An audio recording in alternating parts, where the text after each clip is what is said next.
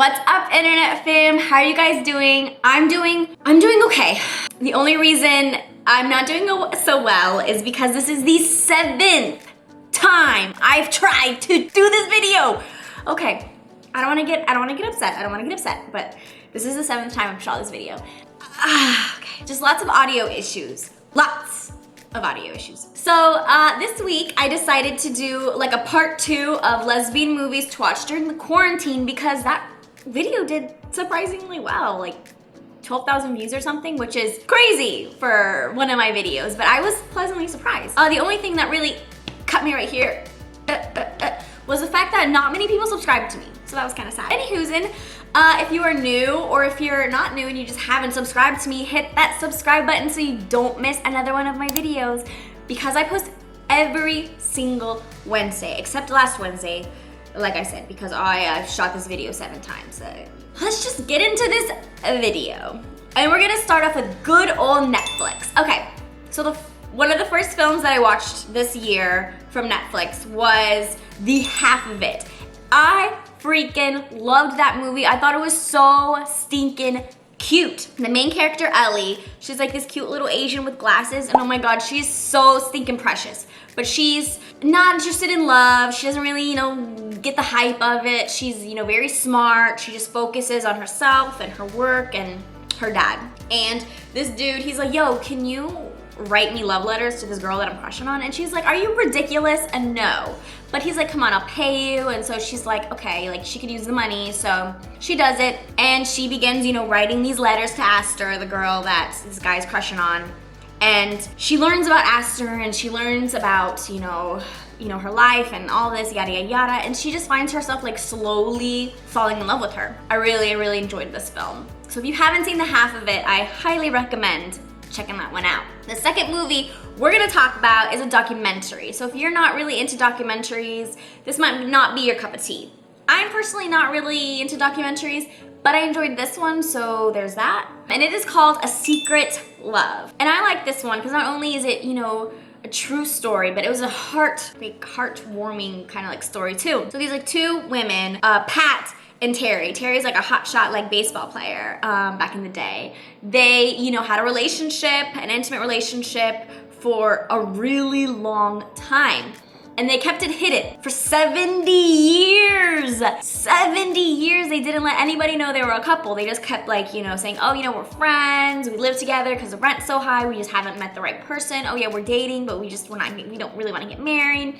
So they all like believed this and they didn't think that they were a couple. And finally, as the years went on, they finally, told the family that they were a couple. But could you imagine keeping a secret for 70 years? That's just like a long time. I don't know if I can keep a secret, but I don't know about for 70 years. And what I really loved about this story was that I think you pronounce it like great nephew or grand nephew. He, was so enamored by the story about his aunts that he decided to make this documentary. And it took him 6 years, by the way, to make this documentary. So I was like, whoa, okay, so we need to give this man some loving on his movie because it's good. So if you haven't seen The Secret Love, I think you would enjoy it. The third and last movie we're gonna talk about on Netflix is, it's not really a new one, but I watched it maybe like a month ago, and it is called The Feels. It's not like top tier level, but it's still like an entertaining film. It's basically this couple, Andy and Lou. They are engaged to be married and they want to do like this little bachelorette party with their friends at like this cabin, have a good time. And Andy is played by Constance Wu. So if you like Constance Wu, this might be a movie for you. Andy's fiance Lou, she got really drunk and they're talking, yada yada yada, and she admits that she's never had an orgasm. So basically she's admitting to her fiance Andy and all of her friends that Andy has never given her an orgasm. And they've been together like so long, and basically she just faked it the whole time. So I'm sure if I was Andy sitting in that position, I'd been mortified beyond belief and very upset because she hasn't told me, the truth, that she's been faking it all this time. So yeah, not top tier level, but it is, it's a very interesting film, and it's kind of shot like very casually, so you kind of feel like you're sort of like in the film with them, like you're sitting at the table, like hanging out, chilling with them, which what I thought was really cool about that.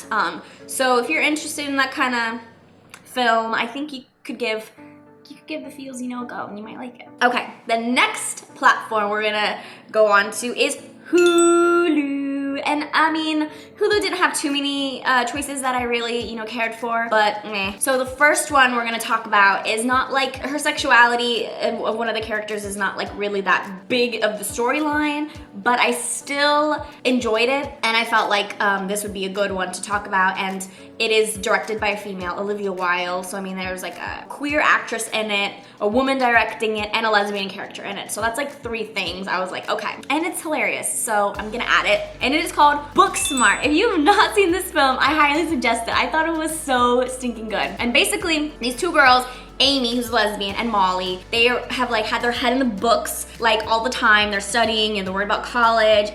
Not me. Excuse me. So they've ignored kind of like everything else besides school. And so they're like sitting back like, whoa, like I feel like we missed a lot of stuff. We need to get, you know, we need to do this stuff before it ends. So they spend, you know, the last couple of, you know, weeks doing all of this party stuff that they didn't get to do, like party and all this crazy stuff. And the Amy character, you know, she kind of has like her lesbian, like little romance in it, which I thought was sweet. And her friend Molly was like really supportive about it. And so I just really liked, you know, the whole dynamic of it. So I feel like I'd had to give this one a shout out because I really liked it. And the last one that I'm gonna mention on Hulu is probably not one that many of you guys are gonna like because the lesbian character is like crazy and psycho and predatory and all of that. But it's a psychological thriller and I just love psychological thrillers in general. So if you're gonna like give me a psychological thriller and also throw a lesbian in it, it's like hard for me not to want to watch it because those are like my thing. Psychological thrillers, dark stuff, and lesbians. Put them together and I want to watch it. So it's called Allure. Sorry, I get so excited about this kind of stuff. Not top tier, but I enjoyed it because it's psychological thriller. And so it has Evan Rachel Wood in it and she's gorgeous, right? So she's in it and she plays Laura, this like cleaning lady, and she's cleaning the house for these people. And she becomes kind of like enamored with the 15-year-old daughter. Like I said, she's predatory. So she kind of becomes enamored with her, like kind of like obsessed with her. And Eva is like her name's Eva. She's very like tight, like uptight, and she's had a very strict life. So she's kind of like looking at Laura like, oh my God, like she's free and she does all this, and looked up to her in a way. And Laura, like I think caught on to that and was like, yo, listen, like you should run away, like just run away. And Eva does. She runs away and she goes and lives with Laura, and Laura's like, it's very toxic and she's predatory, and they kind of develop like an intimate relationship, and yeah. But you know, it's just when you got Evan Rachel Wood and she's hot and you have lesbians and you have psychological thriller, dark, twisted stuff, I gotta watch it. I gotta give it a go. So not top tier level, but I still enjoyed it. So if you were like me and you love psychological thrillers, go check it out. Lastly, we are gonna talk about Amazon Prime. Okay, I love, but I hate Amazon Prime because some of the movies are free and some of the movies you have to rent. And I'm like, why do I gotta rent it? I already pay like $100 to get like free shipping, 1-day shipping, and movies. But whatever. The only like upside to that is that it's not like 10, 8, 9, $7 million. It's just like $2.99. So okay, I'll pay $2.99 for a movie I really want to watch. You got me. First one we're gonna talk about is actually free. And I wanted to watch this film because I love a good age gap story or a good age gap relationship. Sarah Paulson, Holland Taylor.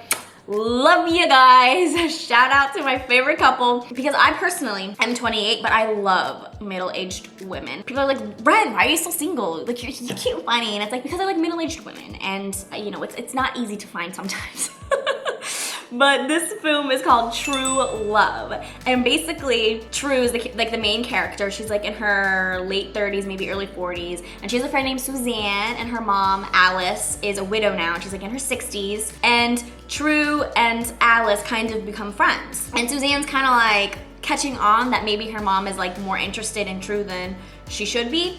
And so she's kind of like wants to sabotage it. And the mom is like, yo, I'm 60 years old, daughter. Like, you need to chill.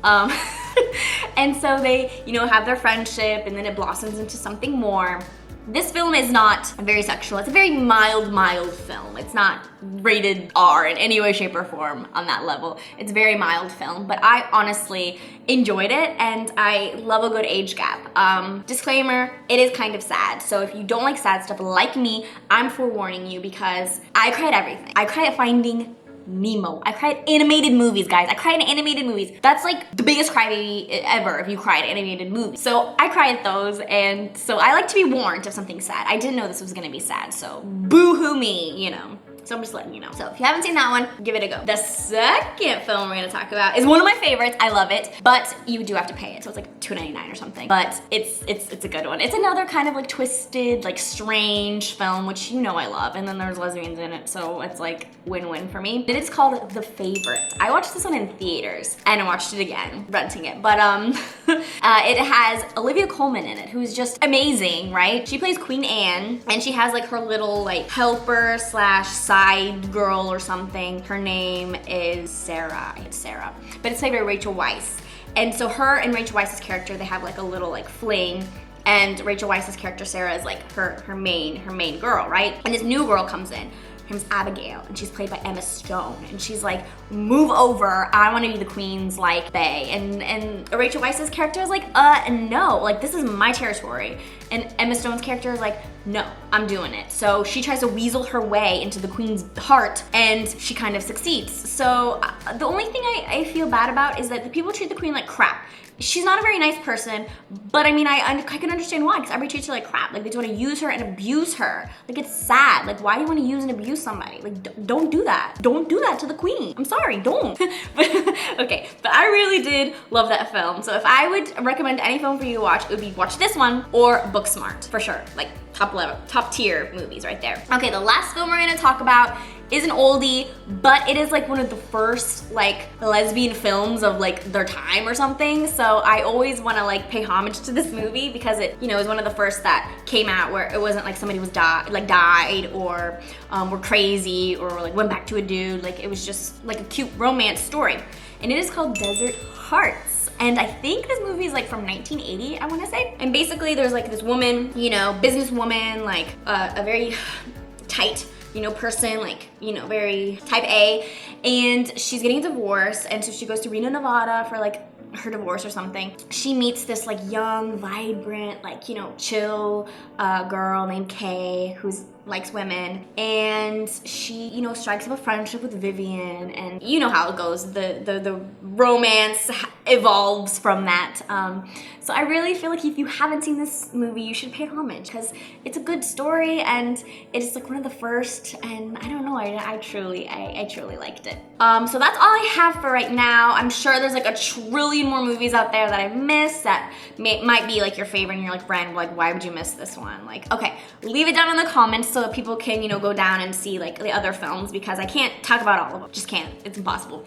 So leave them down below and we can all kind of like add more films, and we can just go and scroll through and like watch a whole bunch of stuff, you know? So that should be, you know, like a database for us or something. Okay, so do that, and don't forget to like, comment, subscribe, hit that bell notification so you don't miss another one of my videos. I post every Wednesday. Disregard last Wednesday. It's just rough Wednesday. Okay. All right, guys, I hope you have a fantastic week, and I'll see you next time. Mwah!